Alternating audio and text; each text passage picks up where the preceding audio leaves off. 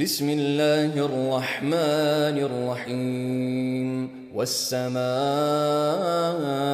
والطارق وما أدراك ما الطارق النجم الثاقب إن كل نفس لما عليها حافظ. شروع اللہ کا نام لے کر جو بڑا مہربان نہایت رحم والا ہے.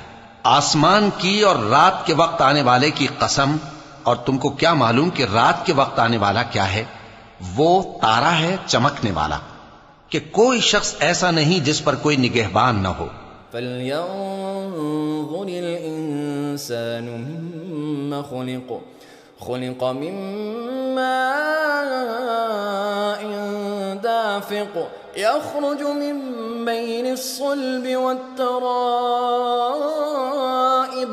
إِنَّهُ عَلَى رَجْعِهِ لَقَادِرٌ يَوْمَ تُبْلَى السَّرَائِرُ فما له من قوة ولا ناصر. تو انسان کو دیکھنا چاہیے کہ وہ کاہے سے پیدا ہوا ہے. وہ اچھلتے ہوئے پانی سے پیدا ہوا ہے جو پیٹھ اور سینے کے بیچ میں سے نکلتا ہے. بے شک وہ یعنی خالق اس کو دوبارہ پیدا کرنے پر قادر ہے. جس دن دلوں کے بھید جانچے جائیں گے تو انسان کی کچھ پیش نہ چل سکے گی اور نہ کوئی اس کا مددگار ہوگا. والسماء